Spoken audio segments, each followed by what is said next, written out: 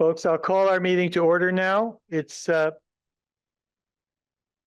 We're getting started just a little late, which is okay. I'll start by mentioning a few meeting logistics. Everybody? One of the first items of meeting logistics is we do not have amplification in the room. So we will all need to make sure to speak up as we're speaking and make sure that only one person is speaking at a time. If anyone is joining remotely, I would ask you to change your name display to be your first and last name. When you speak, please start by stating your name and where you live. We ask you to keep your comments or questions under 3 minutes. And if you're speaking about a specific agenda, well, that's not really relevant here. Anyone who wishes to speak must be called on by the mayor. Once you're called on, you may make a statement or ask questions, but this is not an opportunity for dialogue between the public and the council. And if you speak out of turn, discuss non-germane topics, or go on too long, you may be interrupted and asked to adjust your comments or behavior. First item on the agenda is to approve the agenda. I assume that there are no requested changes to the agenda, so we could proceed considering the agenda is approved. Next, general business and appearances. This is an opportunity for any member of the public to address the council on any topic that is not on tonight's agenda. And because tonight is a workshop to develop our strategic priorities, we will not be taking public comment during the workshop discussion. So any comments anyone might have about what you think our priorities should be should also come up in this general business and appearances section. And so I'll open the floor now. Comments in general business and appearances will be limited to 5 minutes. And you can come up here to the table where everyone's setting the mic. Just so that the Zoom people can hear me or get it on the recording. It is being recorded. I've done it. A repeated issue is agenda specificity. It's unfair to the public to have to try upstairs, find an empty room. I don't know if there's a note there saying they moved it downstairs. It didn't give Orca sufficient notice to get set up. It's a recurring theme that we've talked about again and again, that our agendas miss the day of the week, mismatch the day of the week with the date, and even the location has to be specific. Some of you may be aware that a public records request was made for the party planning for Bill's, bash this at the end of the week. It's entirely erroneous in the case law that the manager, who should not be hearing an appeal of his own party planning records, is relying on a UVM case, Right to Know Inc. versus UVM, which was not university records, but a prior university employee reviewing trade journals for peer review before they got published. That is not on point to this issue. This is city computers, city staff time, city electricity, city internet being used during business hours to plan a party. And that is, it's up to this council to have the integrity to say, no, the lawyer got it wrong, or the lawyer's covering Fraser's ass, and that is not allowed. You need to release those records. There were no copies. The city has no copies of the alleged notice to the campers that they ran out of Hubbard Park. I've made repeated requests for where's the notice that has the time, the date, the space, an identification, who was served if known. It's not okay to have a policy, an encampment policy, and then violate it repeatedly. The policy also requires safe storage of the property that's removed.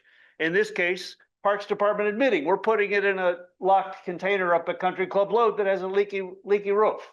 That's not safe storage. So y'all ought to be ashamed of yourself for overlooking this stuff. You got the challenges and the opportunities of trying to write a plan that's going to have to be implemented by a different city manager. Unfortunately, we'll still have status quo in the interim until a new city manager is found. But that's a real challenge to write a plan without knowing who's going to have to implement it.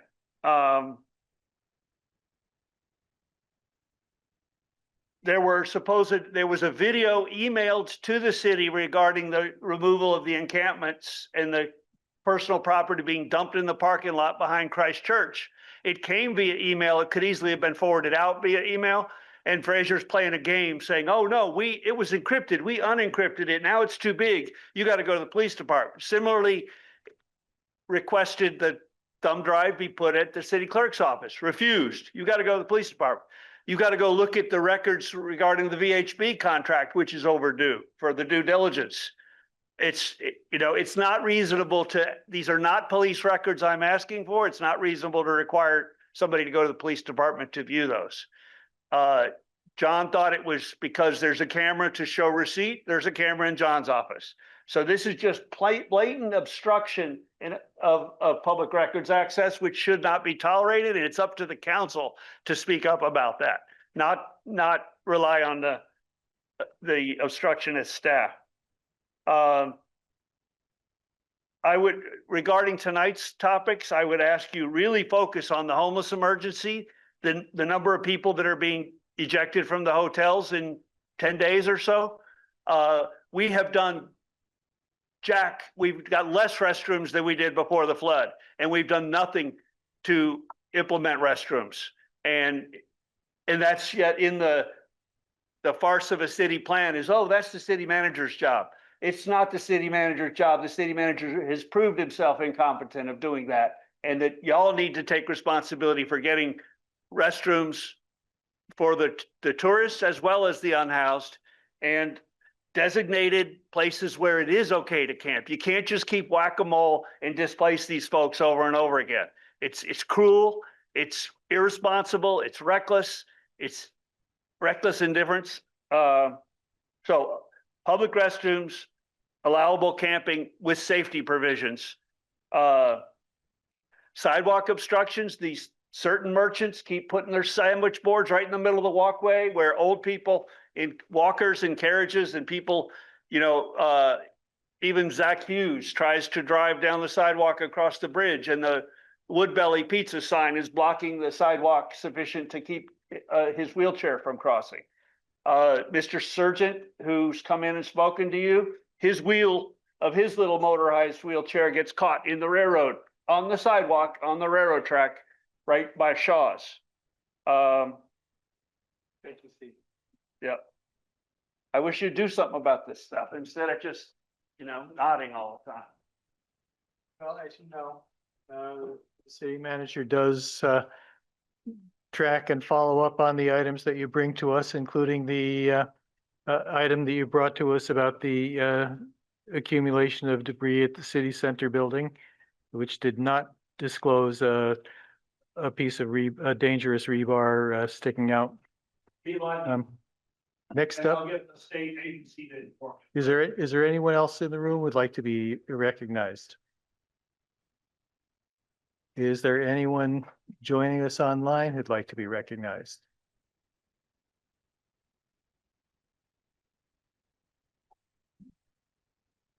All right, we'll move to the consent agenda. Is there a motion to approve the consent agenda? Is there a second? Great. Seconded by. No, I'm not seconding it. I have a question. Right. I don't see an attachment up for the payroll and warrant approval. Uh-huh.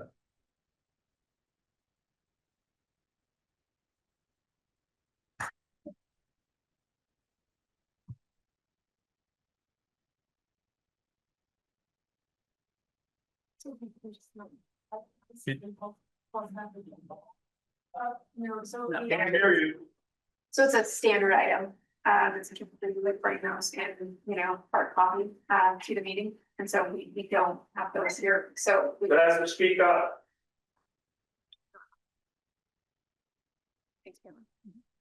We do not have, the payroll over items. Is there a second for the motion?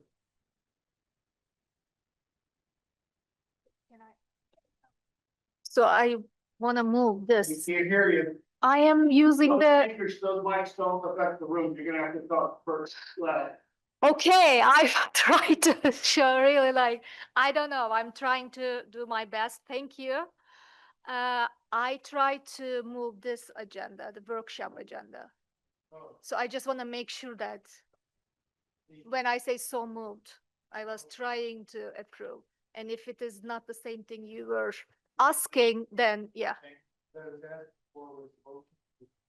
The consent agenda, okay. which is on the agenda at every meeting.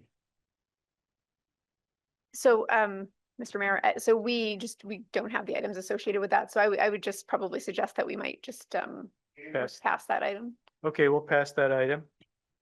All right. Now we're up to strategic plan workshop. And we're turning it over to you, Kelly. Great, thanks everybody for being here. I'm gonna try my best to project, but this is a workshop. And so it's really for conversation purposes, and so can everybody, around the table hear me? Okay, great, just checking in, thank you. So in front of you and over on the table, is a packet, with an agenda overview of what we plan to cover tonight. And so what I'm hoping for is that we can do, this work within 2 hours. And if not, then we will schedule another session.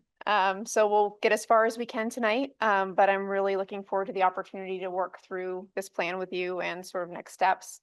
And so just going over the agenda itself, you can kind of see it laid out in this table here. And oh, I actually also want to thank Palin and Adrian for helping me construct this agenda, because it was really good to get some feedback before coming into the session. And so just getting into it. So right now, just starting off here. So Evelyn's going to kind of start the clock and keep the time for us. I want to go over just sort of some key assumptions associated with the existing strategic plan, just to kind of get your guidance on that and how we'd like to treat that item. I'd like to talk about the objective of this meeting, take a look at the ground rules, and then also just get a sense from each of the counselors in a sentence, what their expectations are for this meeting. And so it might be that you agree with the objective statement, which is fine, and you could just say so. Or if there's something else that you're wanting to get from this workshop, then we can kind of put it out on the table and just make sure everybody has the chance to participate in that. So just moving on down the line here, and just sort of putting on the table just the current strategic plan. So my assumption or staff's assumption is that we are shelving the existing strategic plan and replacing it with this work product once we're finished for the next year. And I just want to make sure that we're all clear about that, so that there's no expectation that we're going to continue. I mean, we will work on the projects that are associated in that plan, but that we're really kind of setting the stage for this. I also want to just note within the existing strategic plan at the beginning of the document are the vision, mission, value statement. And so we might want to consider that going forward as part of this plan or not. But I just want to mention it so that that's something to consider, or just to provide clarity on as we get underway here. And I'm not going to get into it right now because I really want to kind of get into the meat of the plan itself. So just kind of level setting what the methodology was around this development. You all got a survey, which was constructed based on the city plan, the draft city plan that we're working on, which likely, hopefully soon will be our city plan.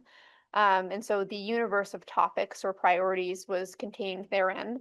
And so you each did select priorities. And so we'll go over those results in a minute here. So that's really sort of the basis for starting this work. And then also is sort of the basis for some of the other pieces that are around the room here. And so you'll see some swim lane charts up here that we're going to go through in a little bit, but they are reflective of what the priorities were within the survey that you filled out. And so those are our assumptions right now. If we want to change them or modify them in any way, now's the time to do it. So just putting that out there. So just, referring back to the timeline. So right now we're sort of in this welcome and purpose statement. We're gonna get into sort of the survey results and take a look at sort of plan definition items, just to make sure we're really clear on what the different hierarchy is within the plan as we move forward. And then just get clarity and consensus around a few items.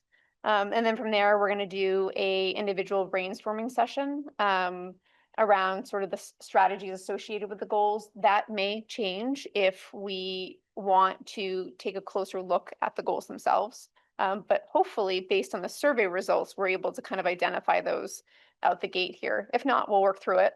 And then from there, we'll work on taking those strategies and putting them up on the board in the timelines here. And then we'll discuss sort of the matrix on, how we're going to get some of these things done and making sure that they're pretty specific. And then, a future goal, once we do hand sort of this product over to council, I'm hoping that maybe at the next council meeting or the one after, we'll have a plan developed for you to approve. Then we'll have sort of the next steps to have the associated department and individual group that will be responsible for those goals. So just making sure that we're really kind of calling that out specifically. So just moving on to the objective, like this is the important piece. So I just want to underscore this.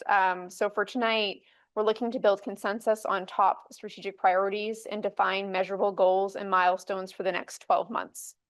And so it's a pretty clear statement. Hopefully, you've maybe thought about that a little bit in terms of just thinking about the city plan and what that looks like and what you want your priorities to be. I will say, and I'm sure you saw when you took a look at the survey results, it was pretty clear, where your priorities were. But we can talk about that in a minute here. So the next thing I want to do, and Evelyn's going to scribe a little bit, I've got a poster up there for ground rules. So just making sure everybody's on the same page on how this is going to go. So we've identified some ground rules, trying not to make it too complicated so we can take anything off the list if you'd like, or we can add items to the list. So I'm just going to go through them one at a time. And as I go through them, Evelyn's going to put them up on the board. If I see anybody saying like, I'm not down with that, then we'll take it off. So just getting into it. The first one is one speaker at a time. So just with the sound and everything, we're just going to make sure we're accommodating that. Try to stay on topic as best we can. We've got sort of a real priority workshop here. And so we're trying to get through a lot in a short period of time. We're going to try to stay time aware. So Evelyn is running the clock for us. And so we're going to make sure that we do that. And we'd like to respect all ideas. So just making sure that, anything, can be put on the table at any time, just to kind of talk through things. We need to assume positive intent. I'm really thankful that everybody's here at the table today. And I think it's going to be great to kind of work through this plan and then work through the plan in the next year. Be present and fully participate. No side conversations, because they're a little distracting. So we can just kind of all stay in the moment. If something is unclear, just say so. So if there's something that doesn't seem quite right, let's sort it. There's another timeliness thing here. This is more a reminder, I think, for me to just start in on time. It's like we'll just keep going if not. So decision making, we'll hopefully decide by consensus. Yes. I have a problem with that one. Okay. We don't use consensus as our decision-making process in any other situation. So I'm not really comfortable with having it here now. Okay. I think it would be fine if somebody doesn't agree on some piece of what we did and we can still move on. But to demand that everybody agree on every single thing is just going to bog us down, I think. That's really great. Do you think that is what a majority? Yeah, like we always do. Okay, great. Yeah.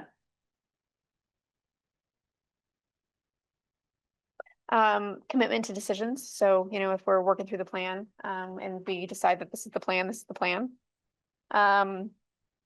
So action oriented, just making sure that we can kind of boil everything down to really clear steps and with owners and deadlines, so that then as we move forward, we're really clear about what we're doing and how we're going to do it. And then this one is a fan favorite. I know the staff liked this one when they took a look at this, and this is actually, Adrian's kind of chuckling a little bit because it's from the state days, but Elmo, so enough, let's move on. So if anybody says that, we'll know what it means. So we can start using that one. So just, put that in your back pocket. So that's what we've got here for just draft ground rules that we, put up to kind of, think about as we're moving forward. Is there anything else anyone would like to add?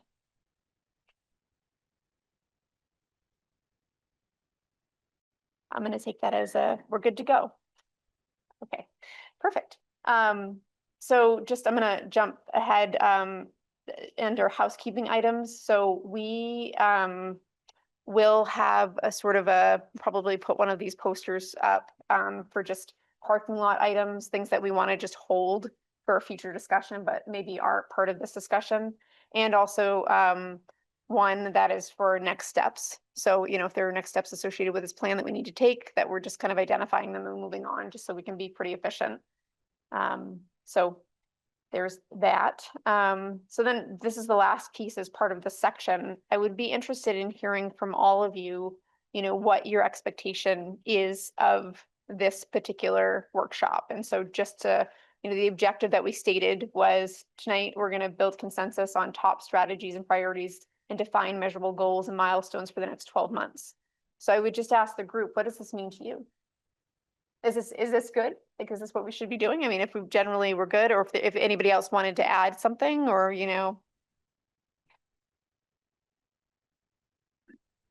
I have like one thing, just maybe it's just sufficient for me to say it, but like that, tonight we'll build consensus on top strategic priorities and define measurable goals and milestones for the next 12 months. What I'm kind of looking for from this process is just like clarity around roles and responsibilities and what we as a council are going to do. And so like when I look at the framework on the second page, on page 3, that breaks it down by aspirations, goals, and strategies, that is actually like much clearer to me, because when I read that sentence again, I'm like, where are the actions, right? There's strategic priorities, there's measurable goals, there's milestones, there's timelines, but like, I want to see, and maybe it's just semantics, but like, I really want clarity around what are the action items that the council is going to consider in the next 12 months. And again, I think the framework does a nice job of breaking that out.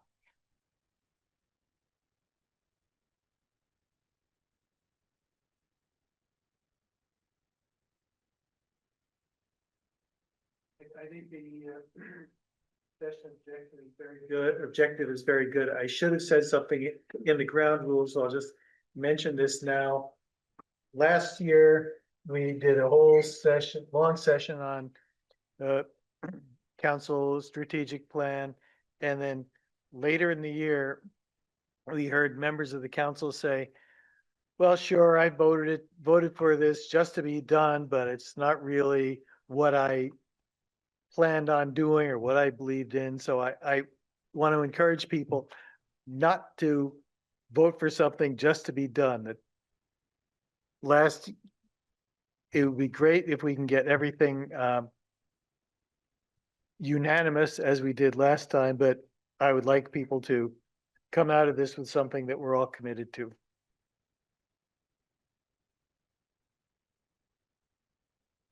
Yeah. Just want to add one more thing. The document we will create after this workshop will be public document too. So I would suggest we should create a template easy to understand. So anybody from our community, when they look at the document, they will understand what we want to do, what actions we want to take as a city council and city in 12 months. So easy to understand, plain language, and easy to follow. I'm talking about the document we will produce after this workshop. Thanks.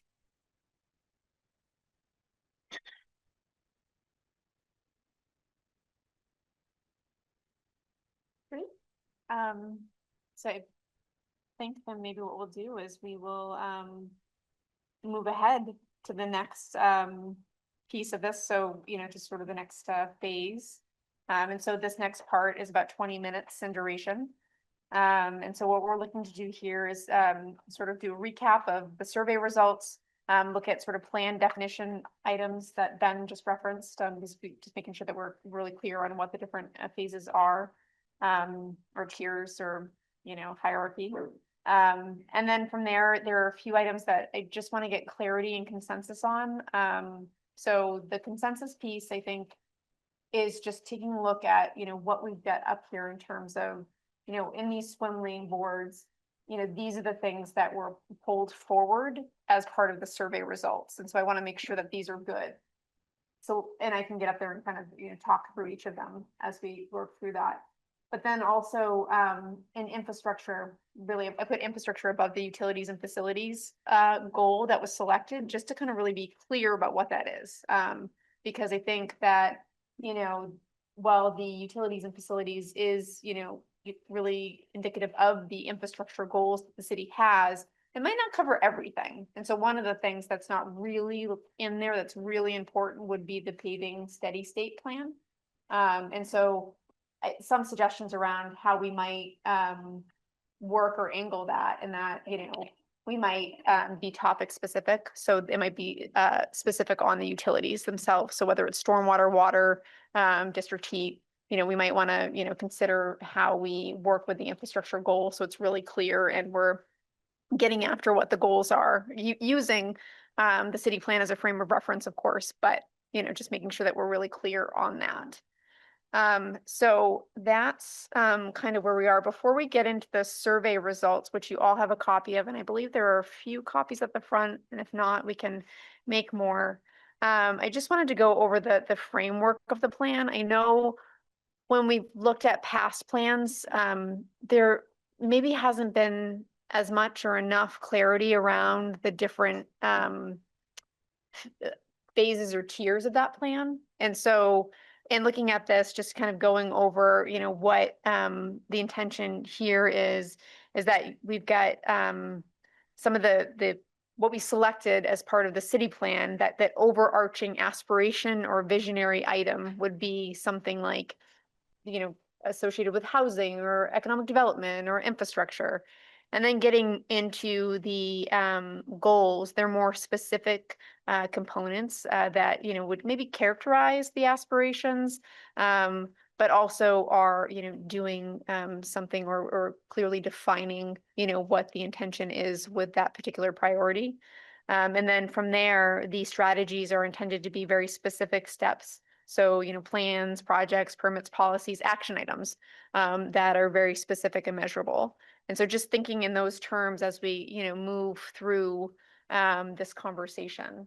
And so we've got sort of the overarching, visionary item, and then we've got sort of the goals underneath. So using housing as an example, we've got housing and then increase the number of homes in Montpelier by a minimum of 75 units per year. That's the goal. And then what are the strategies to do that? So what I'm hoping for is that then we'll be able to pick the strategies for that specific goal and then bucket them within each of the time periods indicated. And so we're going to go through an exercise that does that, and hopefully, we'll get to the end of the evening or this 2-hour block and have identified some strategies on how we're going to get there and agree to them. So, that's the intent. And so any questions around sort of the framework or hierarchy of the plan?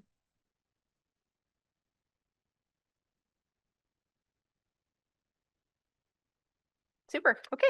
Well, then let's move on to the survey results. So you can see within the survey packet, it's pretty clear where we ended up, and that's why we did sort of develop the swim lane exercise out with these specific priorities in mind. So everyone selected housing as a priority. So it's pretty clear. And then 5 of the 7 of you also selected utilities and facilities and economic development. And so if we are to select, 3 priorities, it seems pretty clear to me what we would select based on these survey results. Is that the general consensus or general, thought of this group? Is there anything else that you would want to add? So just be thinking about that, I think. Yeah, I just want to make a case for resilience. I was one of the people who put resilience down, and that I don't think we can do any of the rest of this if we don't address the threat that we have from flooding and other things like that. So it kind of ties everything together. So maybe it's just something we keep in mind as we're working through this. That's part of the strategy of economic development, is making sure that businesses aren't put out of business a month from now when the rainstorm comes. Any other thoughts on that? Yeah, I'll just actually say I didn't put down resilience because I felt like, I think actually the commission is doing a lot of work in that area that will involve the council. But I feel in a similar kind of way that if we don't address the housing, if we don't address the economic development issues, we won't be a resilient community. And, I think a lot of this, obviously they're all interrelated, right? But I just wanted to just make that point that it's not that resiliency isn't important. It's critically important. It'll be woven into those other things. But I also think we do have a group that I think is working pretty hard on it. And, we'll be coming to the council with opportunities for action. But I think there's other areas that would benefit from council focus. For what it's worth.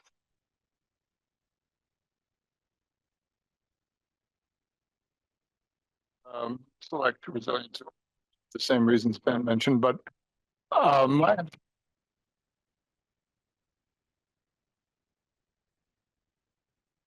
we're still going to pay attention to every other item. We're just trying to set a priority for more urgent action, I think, in the coming year. So I guess we agree on that. Good.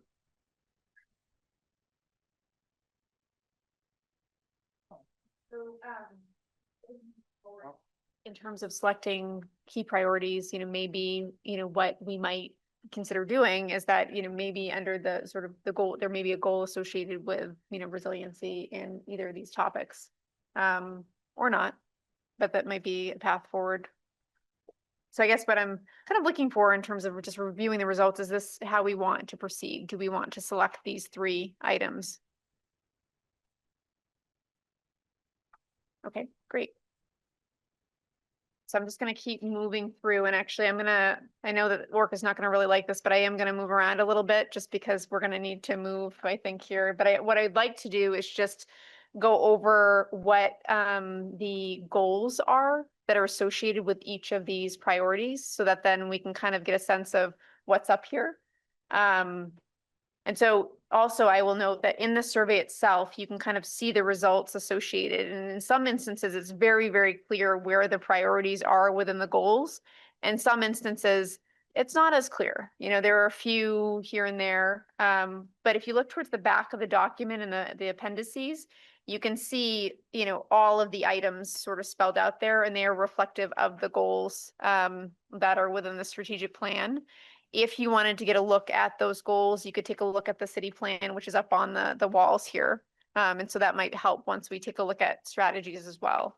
And then before I go over each of the goals here to see where we're at, I also want to note some of the other resources that you have in the room. So all the department heads are here. So if you have any questions, we're here. And then, there is in your packet just the existing or the old strategic plan now, I guess, but there might be some items that you want to pull from there. And I just want to highlight section 1.2 and section 1.3, which is specific to capital investment. And so there are some, I think, key indicators and potentially strategy 1.1, just because it does deal with resiliency and some of the infrastructure and some of the repairs that we're doing. But more to the point of, just kind of looking at water line replacement, looking at paving schedules and the like, those goals we might want to chunk up in, annual increments. That might be helpful. Also, with you've got a project summary of what we're currently working on coming out of FY25. I hope to get you a little bit more of a robust list in terms of timeline and who's working on what and what the dollars are associated with these projects, but gives you sort of a rough sense, and they may be specific items that you might add in to, a strategy and sort of an effort to achieve a goal. Does that all make sense? Okay, great. So I'm gonna get up here and that game show host thing. So I'm just gonna start with housing on here because this one was the most clear, so I think that will probably, hopefully gain, an approval pretty quickly on this one, so. Yeah. Are you picking her up at all, or should we maybe just carry a microphone around?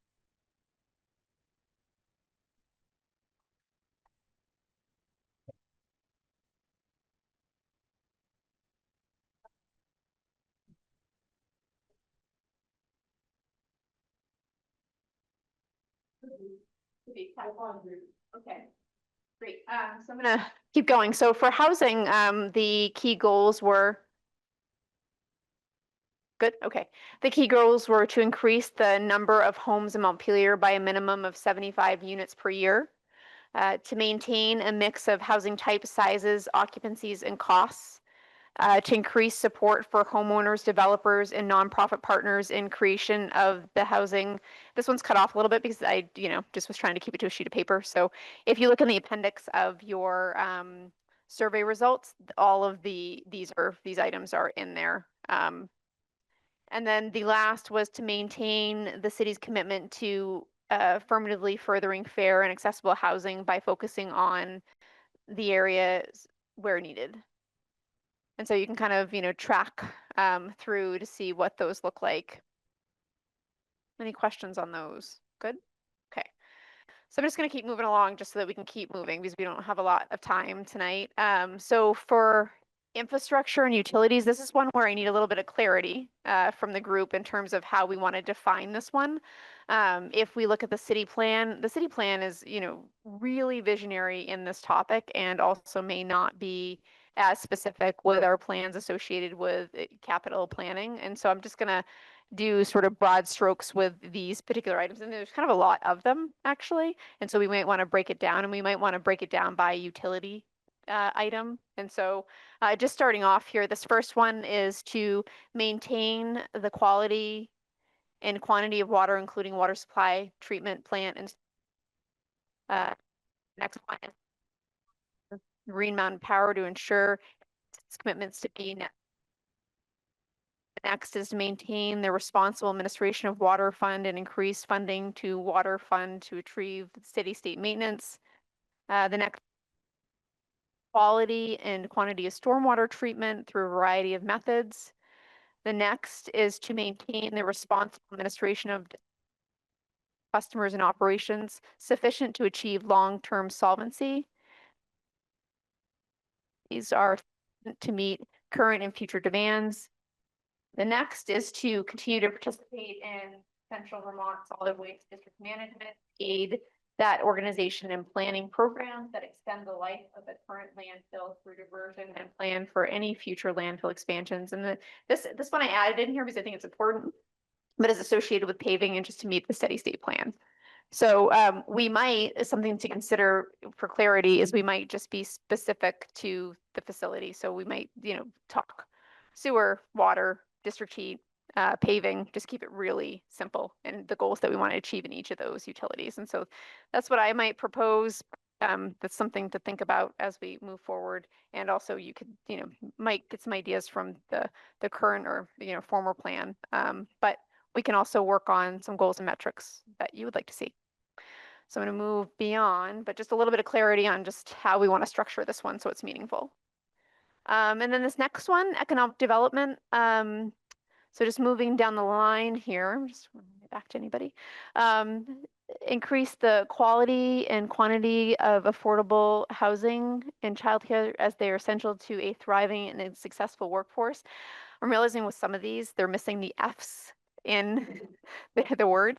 And so I think it's just thing with the software, but anyway, just so you're aware that's up there like that.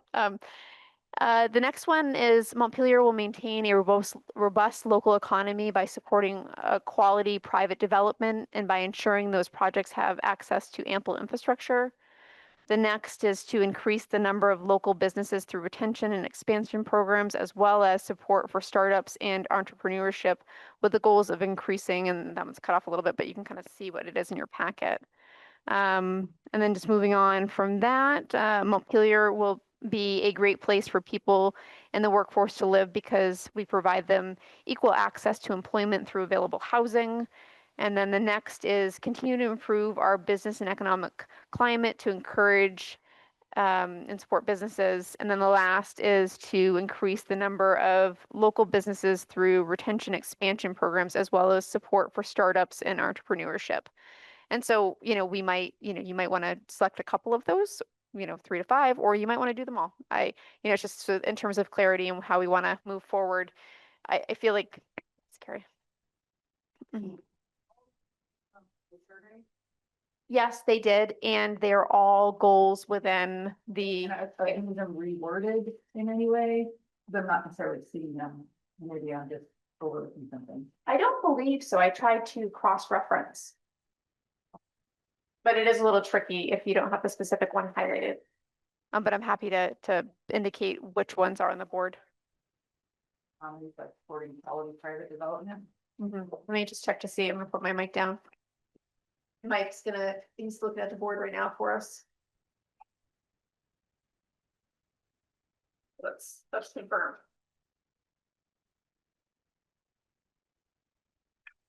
What was the wording on that one? So this first one, The second one.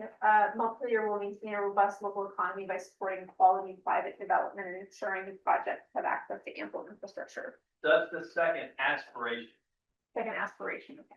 The first aspiration is Montpelier will be a great place for people in the workforce to live, much longer one. So economic development had two aspirations. One aspiration looked at the workforce, the workers, emphasizing that side of the equation, and the other one looked at the businesses. So you can always look at economic development as the workers or the employees or the employers. So that's what it was looking at, was we want to be good to both sides. So those were the two aspirations. The rest of those would be the goals that help to implement that one of those aspirations.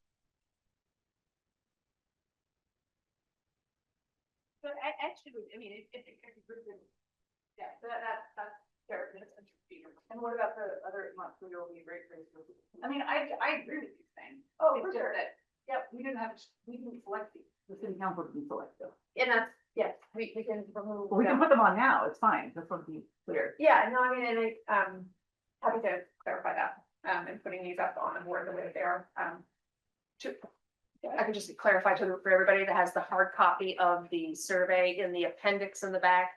What's bolded at the top of each group for the items that have more than one, for instance, under economic development, we just noticed that it inadvertently, we missed the aspirations for that category. So it does exist, it's just not reflected in the hard copy. And so I think even just with this one, it just. Yeah. So I think, if the group would like, what we can do is, so if these are, our intention is to align with the city plan. And so in terms of the aspiration, like we could make sure that that is up here and not within the goals. And just to make sure that we're in alignment. That seems like a good idea.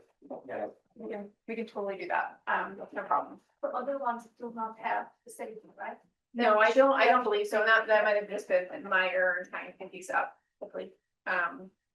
So I will adjust them, but maybe the group while I'm adjusting could kind of talk through the other two items.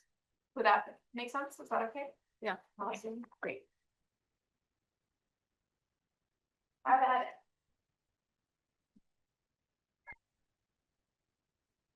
So, does anyone have any? Thoughts about any of these topic areas? I suggest we take one topic area and work on it for a while. Yes, Maybe four, like into 4 subgroups, and each group can like brainstorm action items or strategies, so then we can share with rest of the group.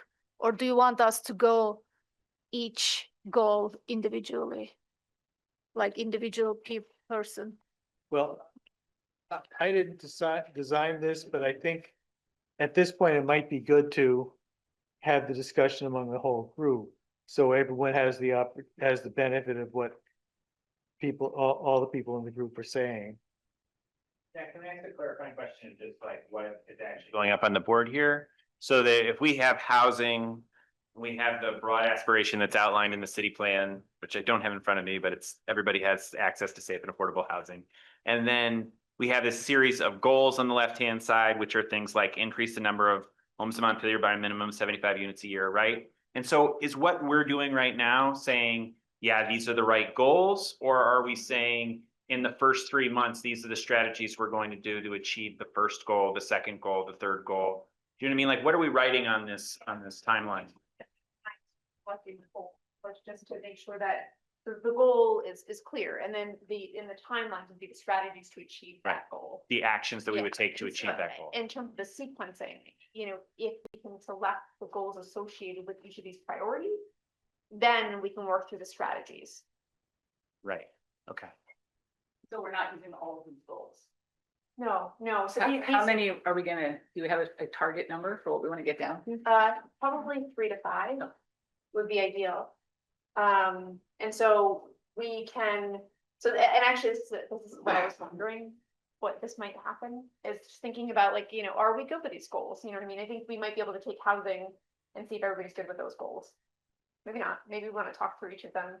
And so then I would shift the exercise. I would propose shifting the exercise to then, as Palin was suggesting, maybe work on prioritizing 3 to 5 goals. I just put these up here based on kind of what was on the survey to give us a starting point, not because they're what we should do per se.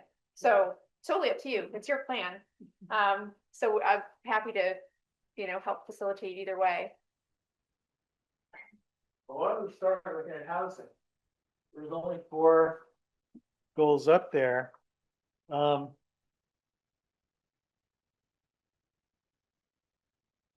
Do people think these are the right goals and we should be working towards all of the, and they're of equal importance and they all should be up there? Palin. Thing is, these are coming from the survey, which is the majority of us want to see these goals up there. So So now, there's no need to discuss again, because I think majority of our group picked those ones. Well, and not the majority, but these are the only 4 that got any votes at all. So I think we're all in agreement of it, like those 4. So the question is, do we want to keep 4? Or do we only have only 3? Give her one. No, because the survey was saying pick 3, Oh, I don't. Oh, Yeah, well, up yeah. to 3, so you can choose 1 or 2 of them or all of them. So you think we should have only 3 goals under housing? If you're asking my personal opinion, Yeah. 4 of them are good. I Because, thought, that's what I think. too. yeah, So- so, yeah. So it kind of sounds like we're good on housing then, maybe? For the goals? Yeah. Can we hear the goals one more time? Yeah, absolutely. So, to increase the number of homes in Montpelier by a minimum of 75 units per year. Maintain a mix of housing types, sizes, occupancies, and costs. Increase support for homeowners, developers, and nonprofit partners in creation of housing. And then to maintain the city's commitment to affirmatively furthering fair and accessible housing by focusing on areas where it's good.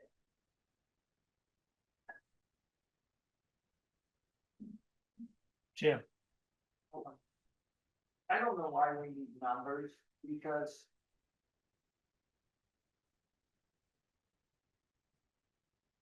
fine, if we took 75 out, we say, let's increase the number of homes, and why do we need a minimum or a maximum? Just the goal is to increase homes as much as we can to a certain point. We know we're not gonna get 800, but I don't know, I don't know why we need a minimum. Because we don't make it, then what does that say? We didn't push hard enough or something, or? Yeah. I think that is what it says, you know, I actually, like I remember at the planning commission meeting around the city plan, there was a lot of discussion about the numbers and the goals. And are they aggressive enough? And, you know, I look at a place like Rutland, where I think the mayor has set a goal of 1,000 units in 5 years or something like that, and they've already permitted up to 250. you know, that there's I think a number adds a sense of urgency and accountability. I think that's there anyway, Yeah. to be honest with you. I think, My concern will be if we change something here, we need to change it in the city plan too, right? Because these are coming from the city plan. And probably there is some kind of rationale behind it. City plan, gonna be until the last 30 years. And what we're talking about here is what are we gonna do, hope to accomplish in 1 year? Whatever goal we are picking should be the same one in the city plan, then we can measure it easier. That's all I'm saying. If it says 75 units in the city plan, our goal for a year should be the same thing because it's the units per year. I agree with that. So- So I would like it to align with the city plan, use the same language. So are we happy with that number one goal? 75 units a year? Yeah, I do want to acknowledge what you're saying, because we're not going to have 75 units of housing done this year, right? Like, so I do think it's important that it align with the city plan goals. And I do think we should have the number in there and be aggressive and go for it. But, you know, I think we should just acknowledge the obvious of where we are right now. It's going to be difficult to achieve. I'm okay to change in the city plan too, so that's all I wanna see. So, Well, the city plan is an 8-year or 10-year plan, and so you can average out at the end of that period, the number of houses that you built. If we're focused on 12 months, the number is going to be 0, is my guess, or a handful at the most. But we can also average it out. So we can, for this particular goal, we can increase the time period, I think. I mean, it just, a year, 75,000 in 1 year just doesn't right. make sense today. Yeah. It might make sense once we have everything in place and we're breaking ground, then we can say, okay, what are we actually gonna do? So we either reduce the number for this year or we extend the time period for the 75 houses. I don't know what makes the most sense. Where does that number, I thought I'd figured it out. Where does it come from, Mike, the 75? It's been a number that kind of came out of the planning commission process. So we had been averaging about 14 units a year from 2010 to 2020. And so we had talked about trying to double that to 30 units, and it was felt that that really wasn't setting the expectations high enough.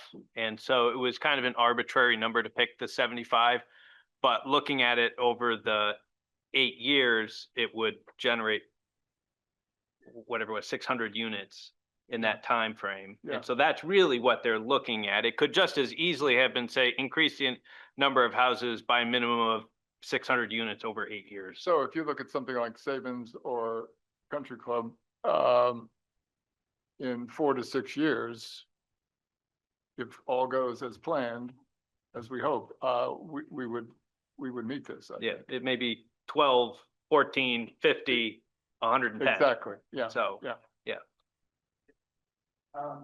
First of all, I wanna point out, we don't have a poll. Yeah. We're already starting 3 months late, so. And we're gonna do this every year, so we're doing this year by year. I don't think we should look beyond the year. We know that there's the city plan, and the plan looks beyond the year, but we're looking at the year we're in, because next year there may be new council who have different priorities, so. It's a start of every year, you're back to square one, so we're at 9 months.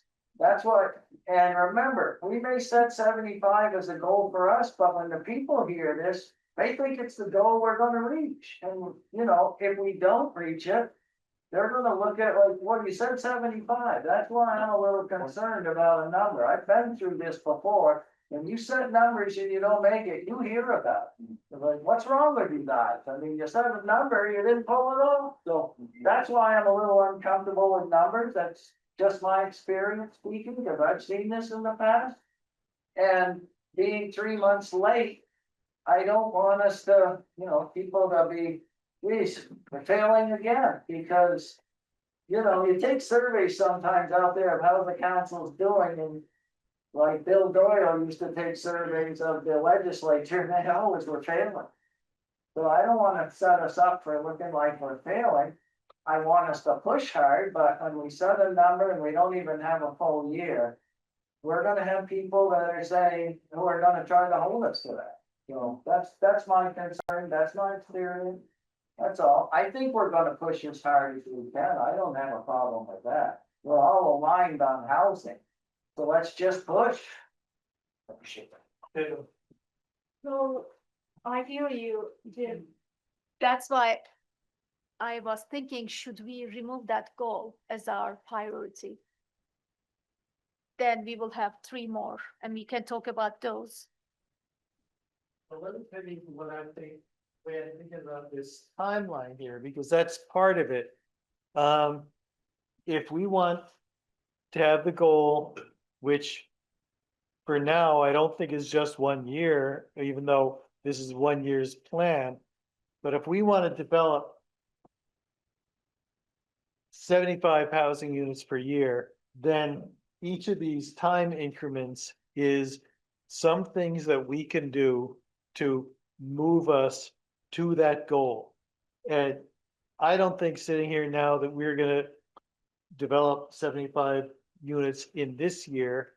On the other hand, if we had set this goal 3 months ago, that wouldn't have made a difference. We wouldn't have developed 75 units if we were talking about 12 months instead of 9 months. But we should be looking at what are the steps that we can take to get us to that goal. Well, should we not have 9 to 12 months up there? I mean, because that's, again, we're not doing a year. We're doing 9 months, and we've got 9 to 12 months up there, and we're gonna be into the next council with 3 months. And But I mean, so we can establish what the priority is on that, whether or not you wanted to, I mean. I'd like it to go 0 to 9 months, what we got. Yeah, so let me just, an alternative to that, so in terms of right now, as we're constructing this plan, what is nice about this being a year plan is that it would maybe theoretically start at the beginning of the fiscal year. You know, so we would have sort of the full 26, just something to consider, or not. Well, that's, you know, again, if you go by the fiscal year and you got different council members, then you're telling them, you gotta go by a plan that was set by a council that, you know, is relevant, that you're new on it. That's why I think we should go by the council year. That's how we did it in the past. We did it right off. Remember how, like I said, we did it if the first meeting, if everybody was back the same, the second meeting, if there was new, but you were setting it up for the council that was there that year, because every year the council generally changes. So you start anew, because if you don't start anew, you're telling the new councilor, well, you're just going by whoever place you took, they're speaking for you. So, you know, maybe that's something that the council could consider.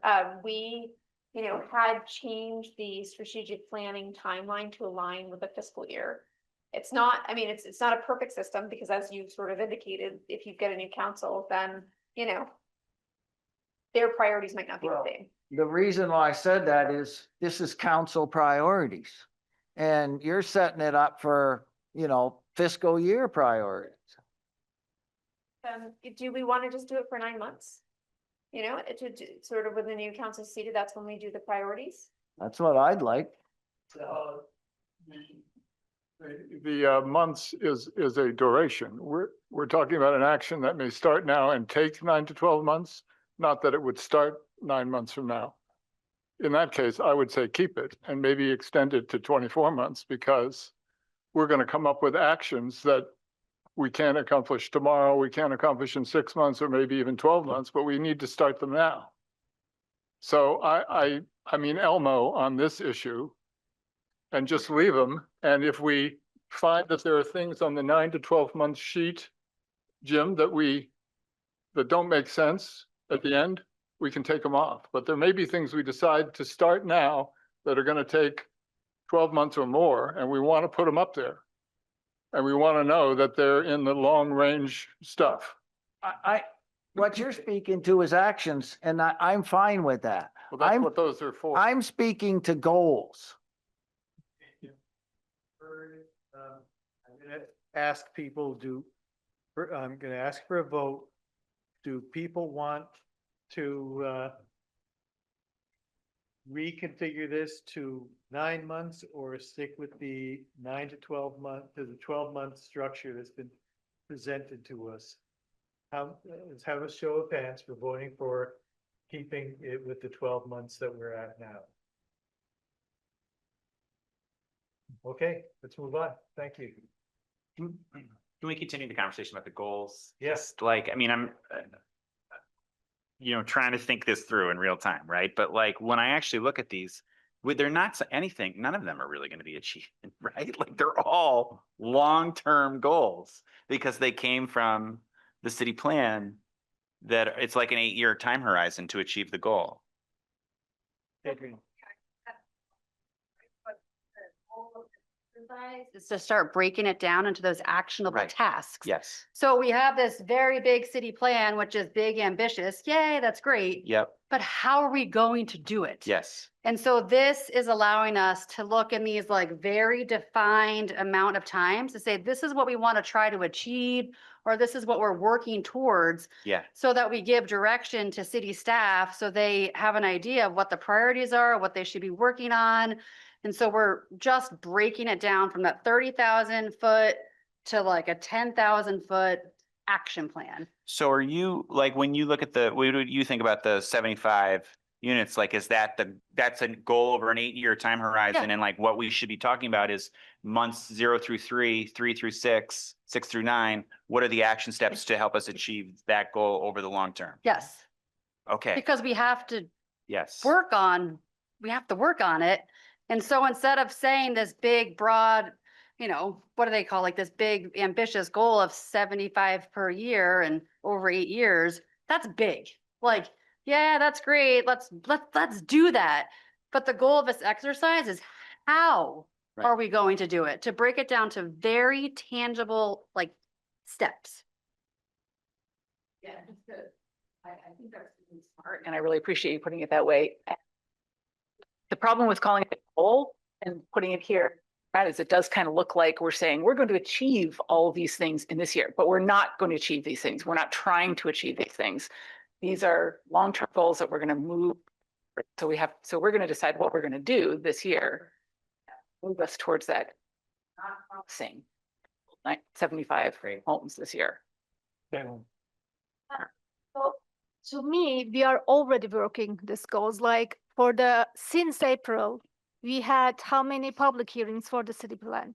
We listened to presentation of Saban Pasture, right? And our department is working with them with the zoning. So we are already having action items. We are already working. So if we go back and check all the meeting minutes, probably we will find very specific action items for 0 to 3 months. So we will just like complete this, and my understanding is just the exercise.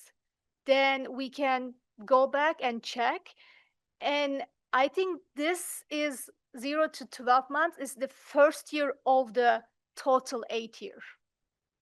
So I think we can think like that. So we have this city plan for 8 years, and we are talking about first year of the 8 years. Yeah, I don't know if you want us to jump in, just to put a potential way of looking at this. In the department project summaries under the planning and development, if we're talking about what would be in these different categories. So we've got Country Club Road development. That's a strategy that's in the plan. And that's broken down into different pieces. Coordinate infrastructure design, that's going on right now. So that's 0 to 3 months. Growth center designation, 0 to 3 months. Tax increment financing, 6 to 9 months. Grant applications, that's an open process. So whenever they're there are a number of grants we're exploring. Developer RFP process 9 to 12 months. City plan completion 0 to 3 months. Housing need assessment, that's 0 to 3 months.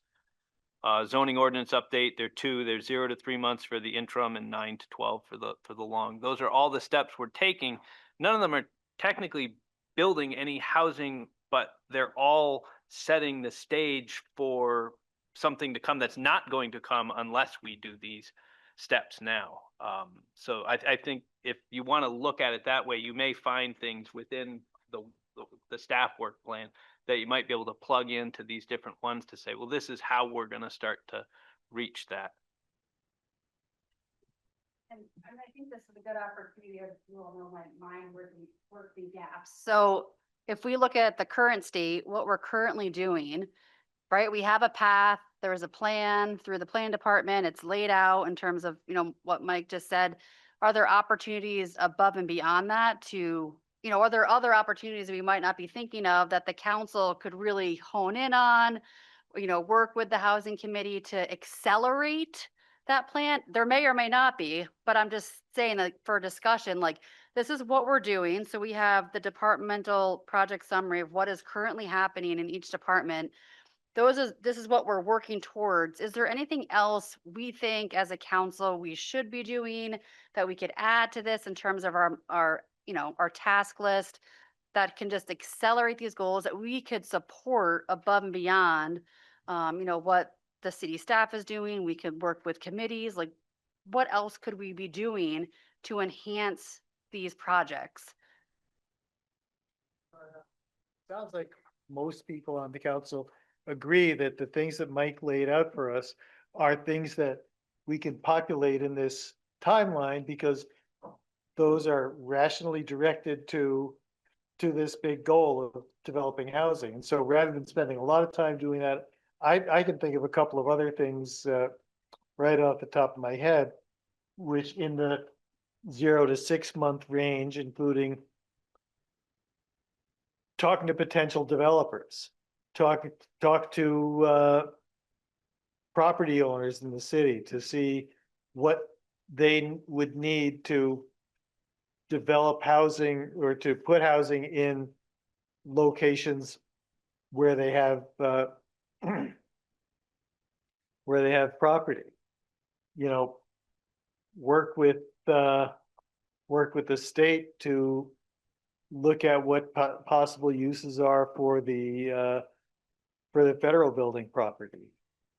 Those are all things that can go here in this first 6 months or so.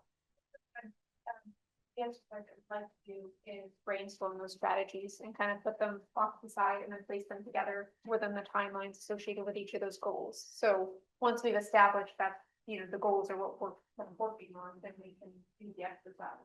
If that seems reasonable. So I think, and we can take them one at a time, you know, or we can take them all together.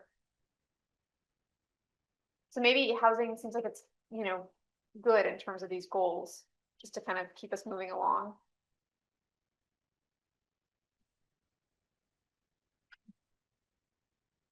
One thought I had about housing is the bottom goal, maintain our commitment to affirmatively further fair housing. That seems like something that we just do with every element of housing that we work on, rather than something that we're pursuing separately. But I don't know what other people feel about that.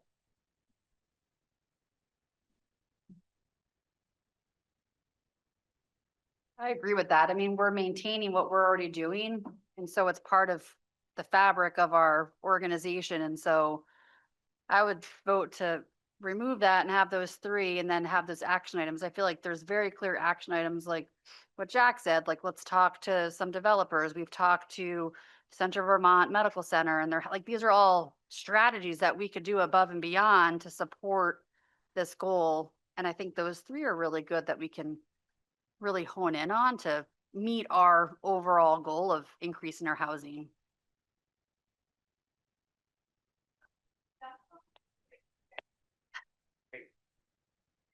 The economic development, because very thank you very much for pointing this out. We have things a little bit jumbled. So so there are 3 here as well that have been indicated. And so maybe perhaps we might consider those. And see if they make sense. This one? Yeah. This one here, so let's see. I've got them all for you. So, the first one is to increase the, quantity and quality. Yeah, sure. So this first one is to increase and this one's actually associated with housing as well. It's the quantity and quality of affordable housing and childcare as they are to a thriving and successful workforce.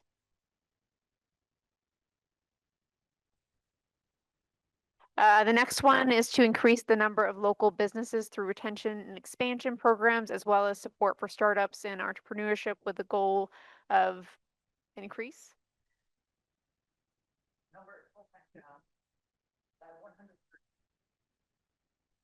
Yes. And then the next one, continue to improve or support businesses. And so if these all seem good, then we could potentially move on to the strategy section. So we have 2 priorities, and then we have the goals associated with those 2 priorities at this point. Does that seem reasonable for folks?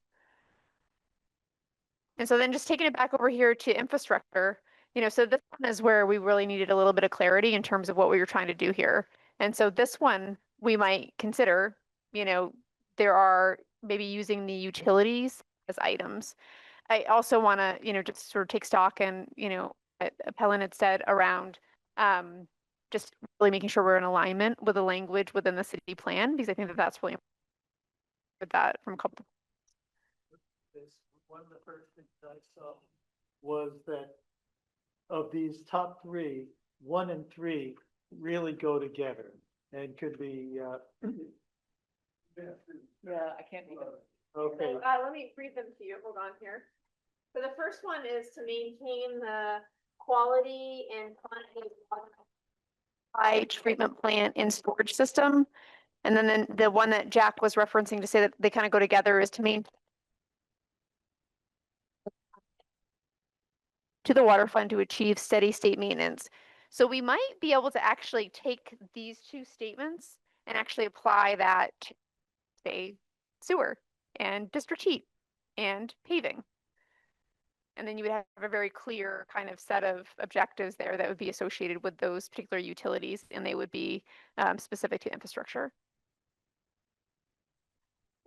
I mean, the other things that I did sort of include up here because they were in the survey, and they're kind of maybe one-offs is maybe not the right way, but I did include them just because I think that they've been important to the council in the past. So, power to ensure it zero by 2030. The next one was about stormwater. Ensure facilities are sufficient and meet current and future needs. And then the next one was participation with Central Vermont Solid Waste Management District and planning with that organization and programs just around the landfill. And then this was a steady state that we could potentially sort of make sure it's in alignment with goals with water sewer.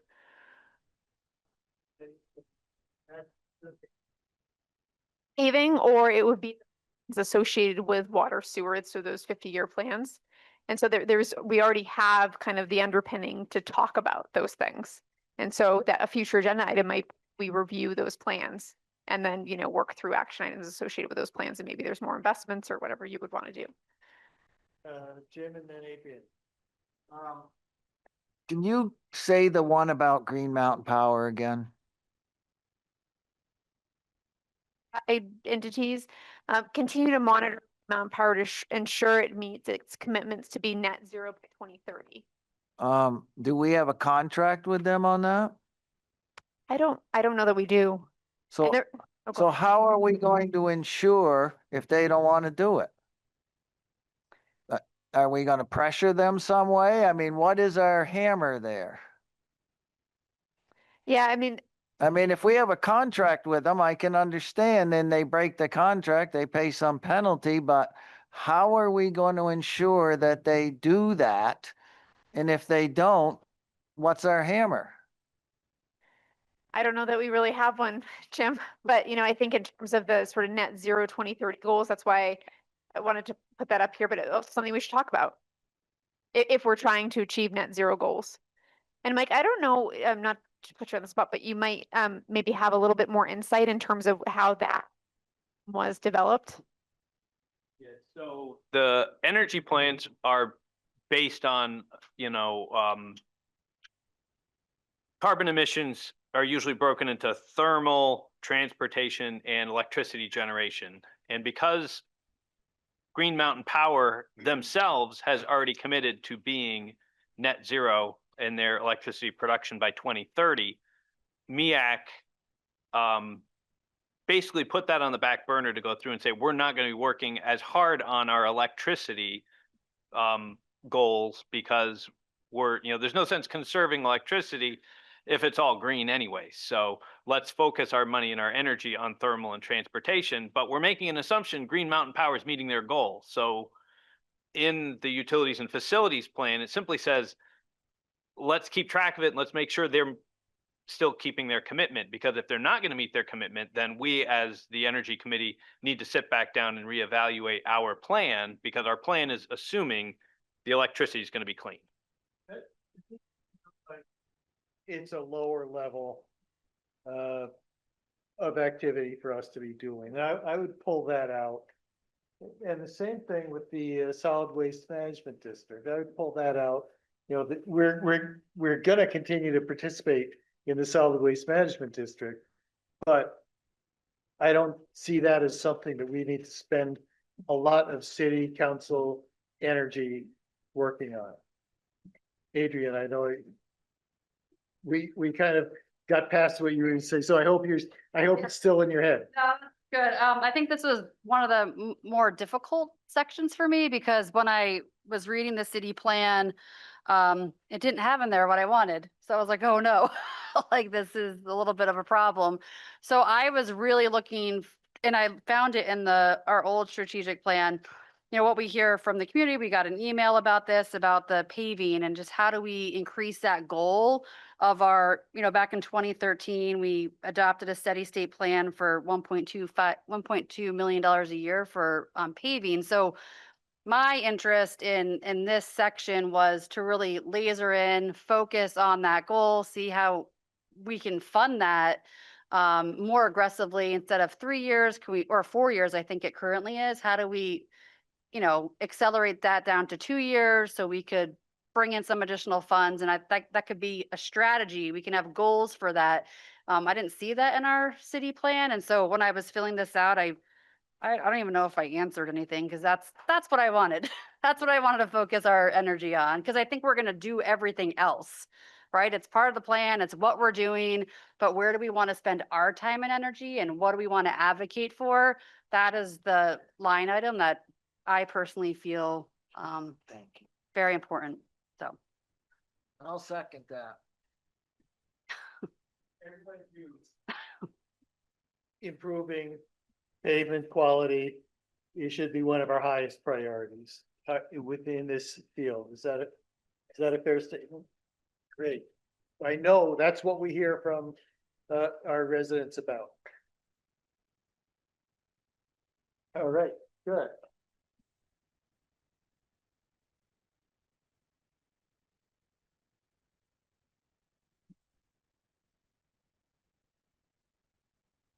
So on that same vein, I think in terms of our steady state plans with water infrastructure and sewer infrastructure, we probably might consider. I don't know if that's the sort of the direction of the group. So we've got the master plans for water and sewer, and so we might consider putting sort of a steady state, goal up there that's associated with those two utilities. And then I would also suggest doing the same for district heat. Okay, great. So there's also stormwater up there. Do you want to do a similar thing for stormwater? Okay. Great. And then the only other thing that's up here, kind of, we'll retool these a little bit to make sure that they're in alignment with the city plan. But also make sure that they're specific enough to then sort of really key off of our steady state plans. So the other piece here is to ensure that facilities are sufficient to meet current and future needs. So whether or not we want to take that up, so one of the things that might be associated with this, if you look at your staff report there, we have been looking at the capital needs assessment, just to take a look at that and make sure that we're funding sort of, any repairs, maintenance, those, making sure that we're keeping facilities up, taking care of what we have. And so I don't know if we want to include that in this, or if we want to just focus solely on those with master plans. I mean, I just want to, it's not to diminish the importance of these things, right? But in strategic planning, I always worry about this idea of like, let's have, 20 goals and get none of them done, right? And so, maybe it's for this year, right? We really do focus on whether it's the paving plan or the steady state plan for the water system. Next year, we take on facilities management and stormwater. Right. I frankly, I actually do think the paving and the pipes are the most important, right? Like we should, I think, really prioritize those. And if we say like, oh, we're going to have a work plan associated with the 4 goals equally the same, I don't think we're actually prioritizing.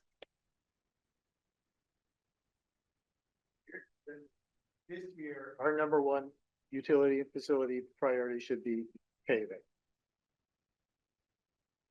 Is that what you? Yeah, I mean, I would try to make the case actually for the water system. I think they're really interconnected and we should talk about that. But like, I think if we just say, oh, we're going to look at all of the utilities, all of the steady state plans for all these, like, I do think we should prioritize 1 or 2 for this year and then look at the other 2 the following year. You know what I mean, Jack? Instead of having like all 4 all now, just say, well, actually, we do have limited bandwidth and like, let's direct our attention on whether it's paving or whether it's the steady state for the water system. Like, yeah, sometimes less is more, is what I'm trying to say. I like that. Why can't it be like, okay, we take a street and we do the paving and the water, and the pipes in it? Yeah. Then we're hitting them both. And because again, if we're just paving, we're doing what we always did. We pave, we shake the pipes down below, we have a rupture, we dig up what we paved a month later, right, Kurt? Let's speak up. Yeah.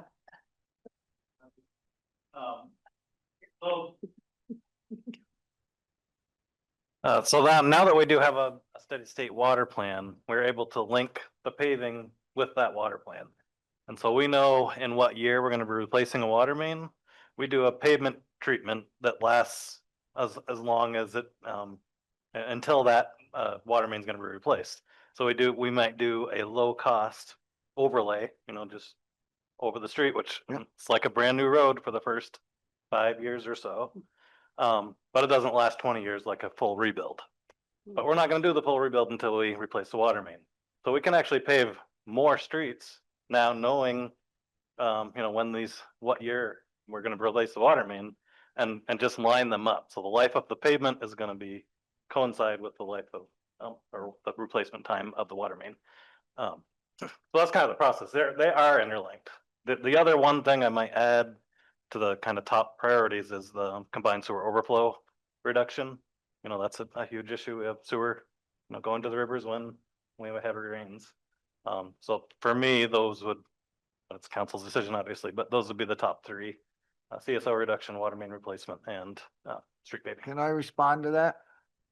Yeah, just to ask you, you're talking like up at Wilson and those streets. It's so bad, we need to pave it because we can't wait until we do the water, which is like 7 years down the road, right? Yes, that's one again. And I'll agree with you. It is so bad, it really can't wait 7 years. I mean, you go up there and drive those streets like I did. They're some of the worst streets in the city. But what I like about it is we're starting to finally align things, the pipes and the paving together, which we never did in the past. We just paved and it, like I said, we had a rupture within a month or two and we're digging up our brand new paving. That's what I'm trying to get us away from long term. Right, and we may have a water break on those streets, and we'll have a patch, but still, the road Right, will be but much it- better for that duration until we can get the water main done. Yeah. The perception is that we're not doing enough paving, however. I mean, I understand that a lot of paving is tied to, water line and sewer line rebuild. There's also paving that is not tied to that necessarily. Is that correct, or is that an overstatement? Very expensive compared to paving. Sure. It takes a lot more staff time to manage that. So we can't replace the water main on every street we're gonna pave. So we know that we're just gonna be pave over bad water mains, but we're not gonna do what would be the recommended practice for the maximum length of the pavement life. We're gonna do a lower cost that doesn't last as long, knowing that we're gonna come back and dig up the water. So we could increase the amount of paving that we do each year while also respecting the water paving relationship in the steady state water plan. Yes, and that is, Yeah. the current plan is to, annually increase the paving funding, by, I think it's 200 or 160,000 a year. Remember the exact. number. Yeah, I would think that would be an action that we would want to maybe revisit. I mean, I was talking to Sarah about, the 1% on the water tax. I mean, we've had that for 8 or 10 years. Maybe it's time that it's 2%. I don't know. There are things that can be done that we can consider that would actually increase funding in a sort of fair way. Water's based on use. So anyway, Well, just to get to this, like, if we were to limit our goal for this year on the steady state plan that looks at exactly what you're talking about, then the action item becomes considering different revenue streams, right? I mean, that's kind of what I'm thinking about too. It's like, yeah, we identify these goals, but they actually have to have action items associated with them that we have something to do with, right? So, and just thinking about that, like, anyway, I would suggest that we limit the goal to the steady state plan that related to water mains and paving, and then the action steps that we take over the course of the year is, considering reviewing it. Is it fast enough? If it's not fast enough, like, what could we do to increase the speed of it? Those are actions that we could actually take. Adrian. Your priority would be the sewer. Can you just talk a little bit just about that? I'm just, because it sounds like that's not what I got a discrepancy here. My 3 priorities would be, combined sewer overflow reduction is the one that's not currently on the table. So that is what I spoke about last meeting where, during heavy rains, the stormwater system's connected to the sewer pipes. And there's 6 points remaining where the pipe, the capacity is exceeded and the combined water or stormwater and sewer is discharged to the river, to the Winooski or the North Branch. So from an environmental perspective, to me, it's really important that we continue to focus on separating out the stormwater so that doesn't happen as much and reduce that. But you're going to continue that work.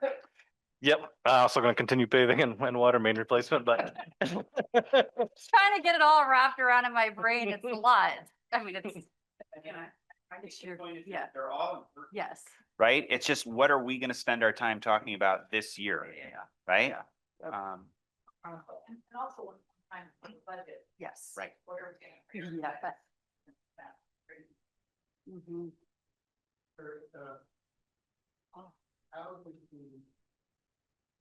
Proposed stormwater utility fit in with the CSO issue? Because we've been kind of putting that on the back burner for a few years now. Should we be moving that forward faster? the CSO separation is in the sewer fund. Now it's in the master plan, and that is the focus for the first, 20 years or so of the master plan. The stormwater utility is really focused primarily on the stormwater infrastructure. So we have a lot of metal pipes that are failing. 3 of the streets we're paving this year and need whole new stormwater systems. It's a way to generate revenue as an enterprise fund, like a water system or sewer system, that would be dedicated specifically to stormwater, but not just infrastructure. It also include treatment, some of the resilience piece, detention, things like that, where people would get a credit if they could slow down the water on their property. And the theory is that the fees would be based on how much impervious, so how much an individual property is contributing to stormwater runoff. But it's separate from the CSO. That's fully funded in the sewer fund currently. Don't have to advance the stormwater utility at the moment. Well, it comes back to the competing needs of paving funding is also, it's the same funding that pays for stormwater pipe replacements. And, aside from the water main issues that we have, we are also running into stormwater infrastructure where it's difficult to pave a street. For example, the Blackwell and Taplin and Scribner, there's like literally sinkholes, in the roads from the pipe has just collapsed. And we just go and patch them best we can with fabric and to get it by. But we can't pave those roads until we replace the stormwater. So they are tied as far as funding paving versus stormwater infrastructure, and that would help us kind of have more revenue available to pave more streets. Kelly, how are we doing?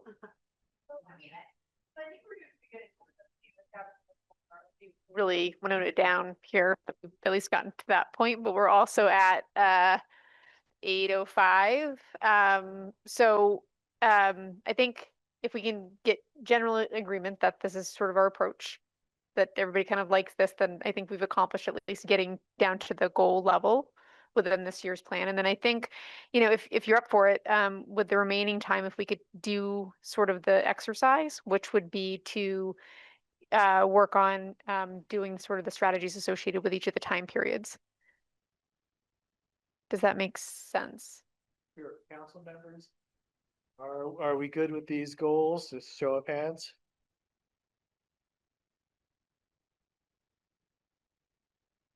Okay, that's And just to be clear on the infrastructure, we'd be focusing on paving and water lines. Okay. So there'd just be 2 right now. Okay. Yeah, right here. So we had gotten sort of the 3 here. So we had the increase the quantity and quality of affordable housing and childcare, essential for a thriving community, increase the number of local businesses through retention and expansion programs, as well as support startups and entrepreneurship with the goal of increase, and then continue to improve our business and economic climate to encourage and support businesses.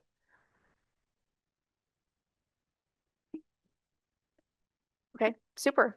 So maybe we could take.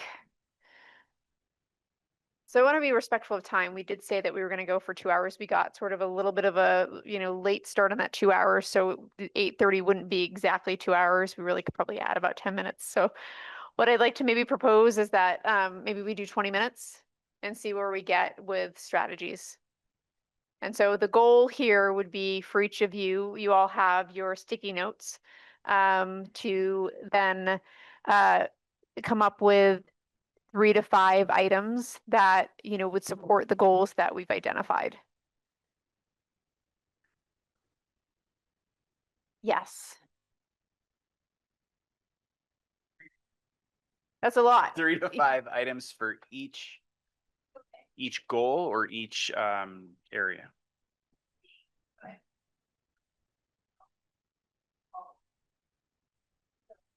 Maybe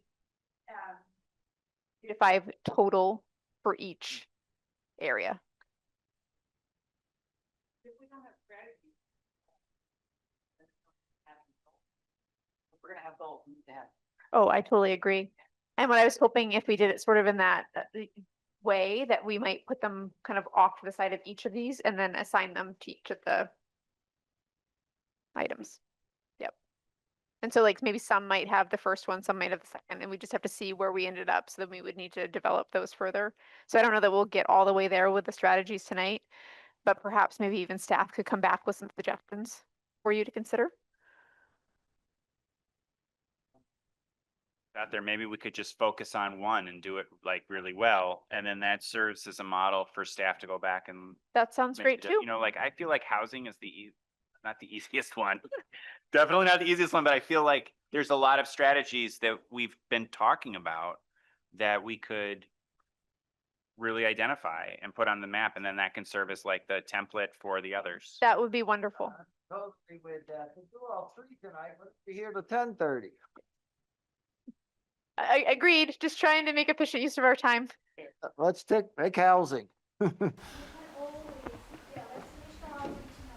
And other ones, probably city staff has very specific implementation strategies. Maybe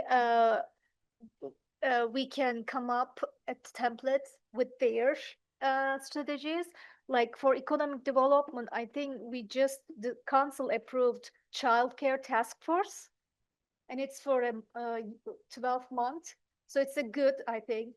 And if it is approved, we will have economic development and growth subcommittee. So that's another strategy. But also we have strategies coming from city plan. So then we can review as a council these two templates based on the housing template. Then if anybody had other strategies as a city council, we can add those. That's all. Okay, so I go think that housing. let's do housing, and if everyone wants to start the clock, minutes. Does that sound good for everybody?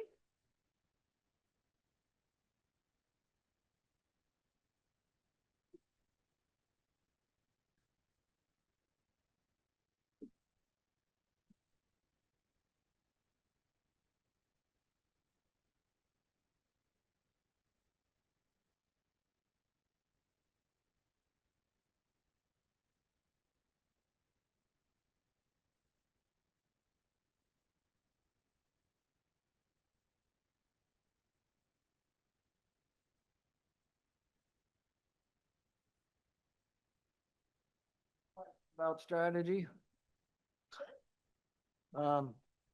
Mike, would you agree that a major strategy for getting housing is in CCR and Sabins is we need to get the water and sewer to the places we want the houses to go? Yes, that would be definitely one barrier that we have to overcome is doing that. We have a plan for how to do that, but Right, yes, but that is that one. would be a very early one, right? I mean, without that, we don't get the housing there, right? Correct. Okay, that's, thank you. That would be like implement our actionable plan would be like, we need the city plan, the tip.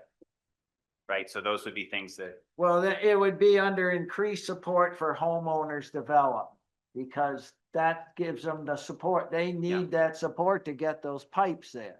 yep, The water, sewer, maybe the Yeah. power, otherwise nothing goes there. yeah, That's what Alan told me about Yep. Sabin's pasture. Without that.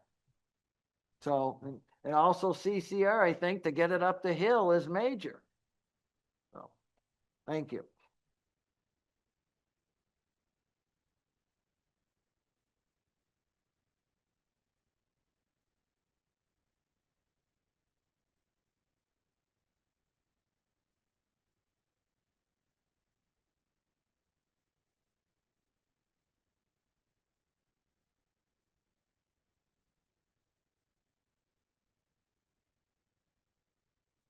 you are.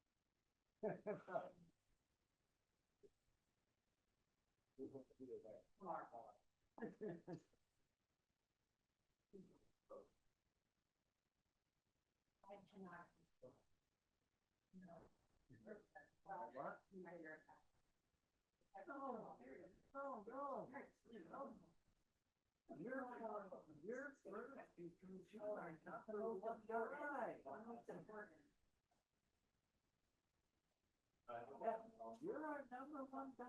That's why we want you first, because we, that's help to us. Besides, you're not a counselor there. I'm not gonna let them dump on you, I recognize you that. Doing good. Thanks for being here.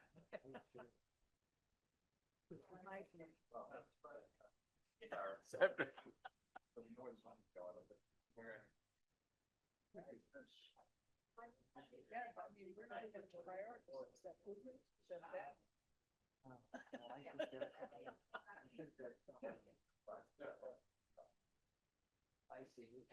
Yes. Yes. Yeah, that's true.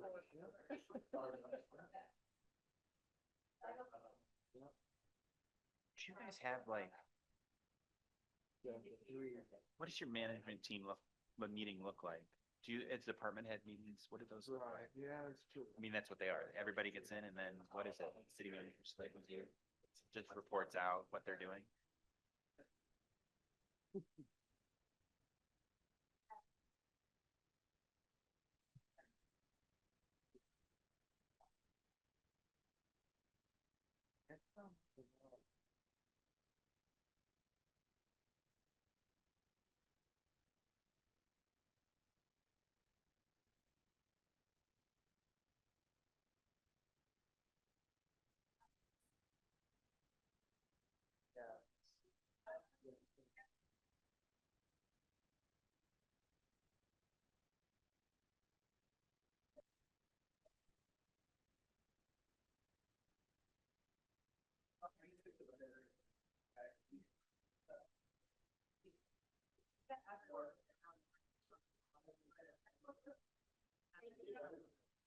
Yeah, for a while, yes, I did. It wasn't sure, picking up my card. I was definitely, thought that I would want to.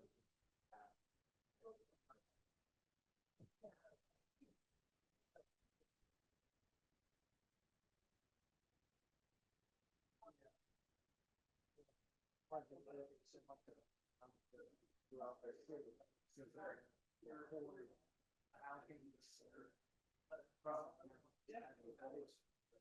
It wasn't really put on, put that, you know, there wasn't really a column for just down. Basically, out. So I was like, I would have liked to have seen a section on down.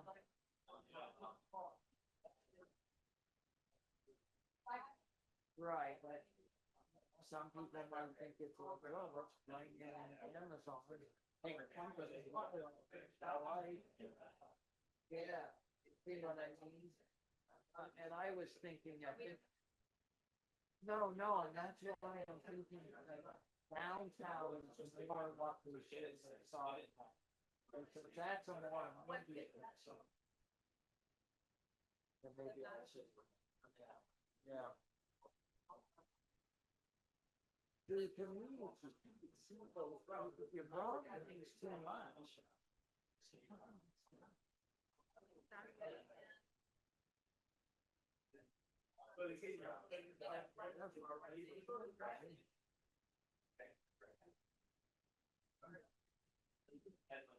Yeah, see, these are my ones in the day.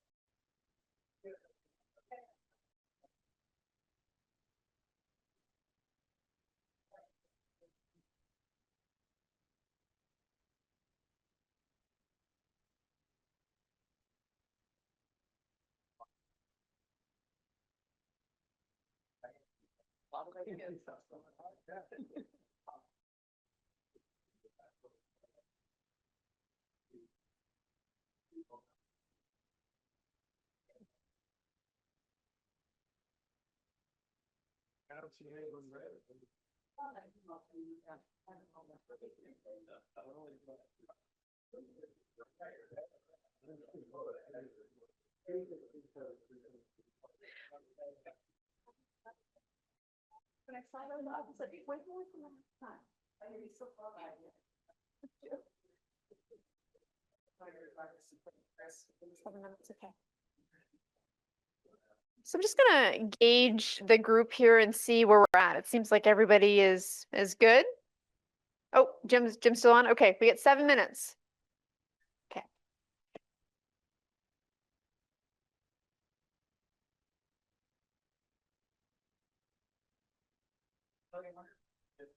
Start like looking for yeah.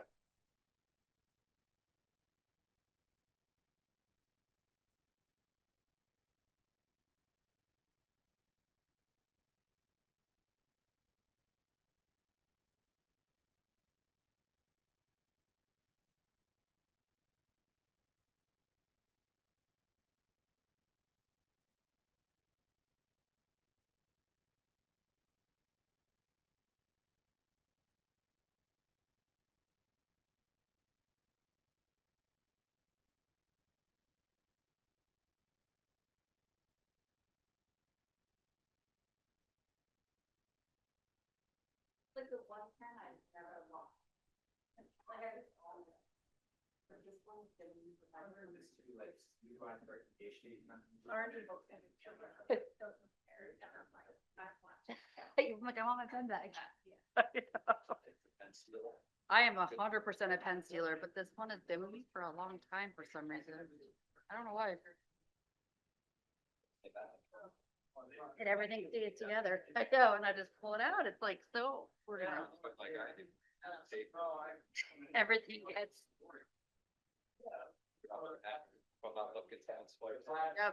I know. Yeah, I don't Like think the we need a next- lot of time. Yeah, next, like 2 months. Max. But not, yeah. Yeah, I totally, agree. I don't think it should be too long. Yeah. So. Like regular. Then something. Yeah. Yeah. I just want to check it. We're gonna work Yeah, out that. perfect. Yeah.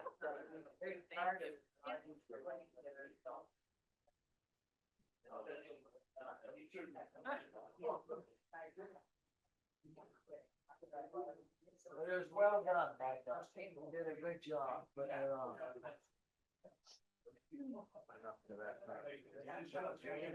Great. I've been up there. Look, so many of them are really good people. You talk to a number of my constituents. That's your district, yeah. Hi, Brad. Help ourselves. No, they don't. Are you leaving? For what? I don't know, I just got back from Michigan. Well, we dropped it, yeah. Like Ann Arbor, right? We stay there for a day. I like that. It was a whirlwind weekend, but They are downtown. I don't know. we were in North Campus. Our Izzy was in North Campus, but we drove around downtown. It was very nice. But Izzy says she does not want to live in the Midwest. Like, this is not for me. Yeah, she's like, this is not very hot. It was so hard. She's like, I need to live in New England, which is good. Just why I'm like, you need to go explore different places and figure out what you like and what you don't like. I think it's so important. So I'm like, you don't like that. Yeah. Like, it's really good information. too. So. What? Yeah, she's like at University of Michigan for a technical career program, which is very tough. 8 o'clock in the morning until like 10 o'clock at night for 14 days straight. She's exhausted. She's like, oh my God. I mean, she's exhausted. Yeah. So she's like, she didn't really, University of Michigan. It's too big for her, which is so great. No, I'm like, that's exactly why I'm sending her to all these places. I'm like, I'm gonna invest money for you to go to college. You better. Yeah, my husband, a lot of money. I'm like, yeah. Went there. That's why my son used to. Like, I want to go there. My grandpa did. I know. Yeah, I'm thinking, oh my God, too big. So many students. It's really, she's like, so I think she's there, she's just has to decide now between a major in biology or technology, which are two completely different things. I actually looked and we're schools again. I have to make a very difficult decision in the next 3 months. I don't know what she's gonna do. Probably this, training help. I think so. Say, oh, I can go this direction. So I feel like, or Or not. what I expected for, so I don't. I know, it's fast. I don't wanna be there. I'm like, I'm really happy. I'll just- I know. Like, I don't wanna be trying to do this again. The next couple months are gonna be very intense. She finished high school as a junior, so she's going to Norwich next year. She's 17, so her senior year of high school, she'll be a freshman in college. So it's accelerated I thought I had a whole nother year.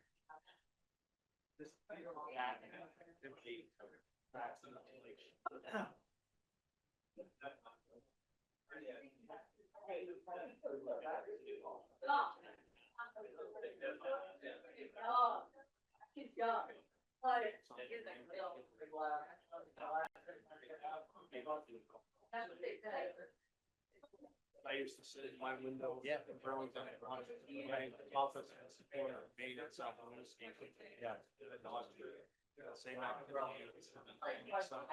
South Louis. Yeah.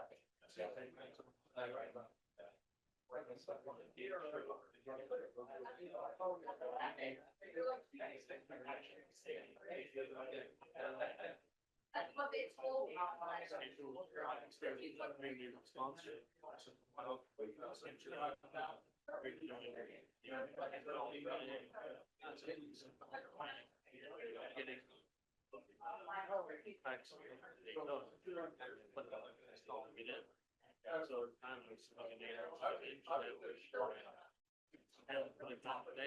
We're doing great. Thanks. All right, buddy, we're at time. Okay, so there are a lot of good strategies up here. So a lot. And just I want to kind of just maybe just gauge the room in terms of just the assumption. So what we've got up here is these, for the timeline, any of these could apply to any of these goals. Is that right? I just want to make sure we're all good. So any of the items that we put up here for strategies could apply to any of the goals. And so much like what we have with the city plan, it's, you've got your strategies and there are items that are associated with multiple items. So it'll look like that. I just want to make sure that we're good with that kind of approach. And I also put the same numbers on my post-it, so if it makes sense, I try to divide them among the goals. Perfect. So I was also in realizing this and just thinking about it in sort of a grid format, like I had kind of, like if I would have probably tried to take each of them and put like a thing associated, just because, you know, that's how I would have, just how my brain was thinking about it. But I also, the way that this is constructed too is good. And I do think that we can really work with this to then mirror what's in the city plan, and knowing that, you know, with Palin and what she's got up there, that how she looked at that. We did see a couple that were duplicates. So great minds, you know, thinking about the things. So what we'll do next, I think, you know, I could, you know, go through each of these items if you'd like, or what I could do is take them and we'll put them into these buckets and we'll send it out to you. So you can, I thought you might say that. Okay. All right. Yes. Yes, that all sounds great. But the other point too is like the timeline and the sequencing of different things. Like there are duplicates on there that some people have put for the 0 to 3 and some for the 9 to 12. And so like that's it. I feel like that's a decision point for someone of like when should, so anyway, how that factors in, I think is important.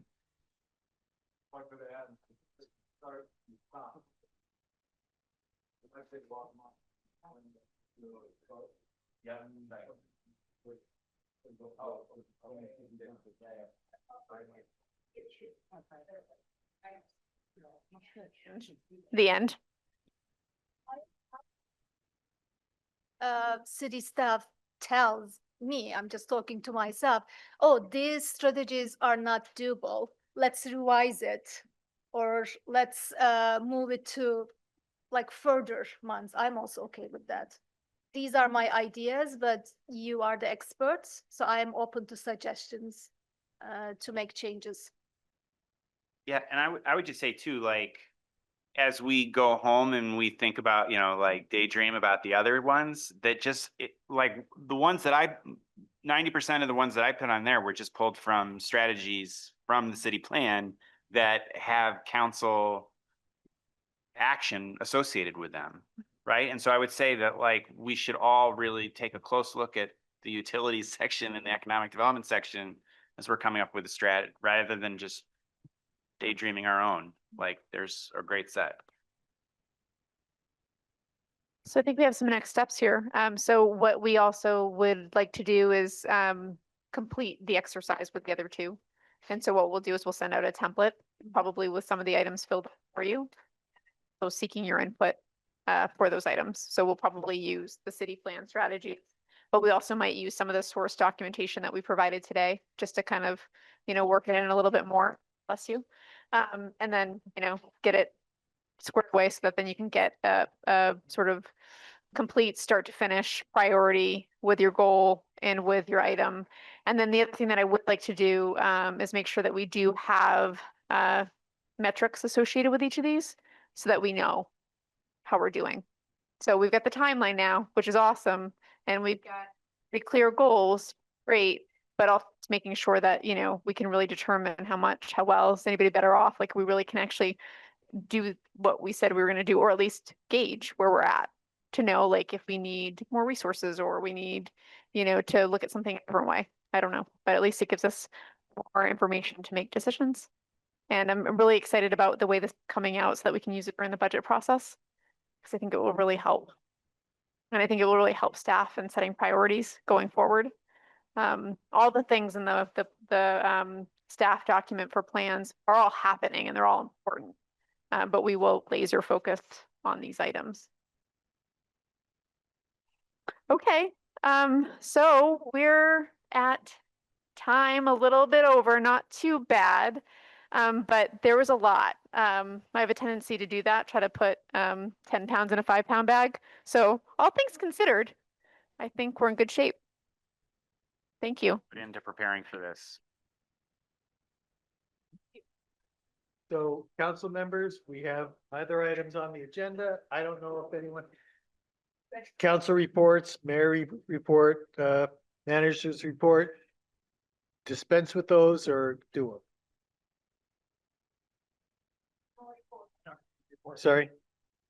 Okay, we're done. We're adjourned at 8:36 PM.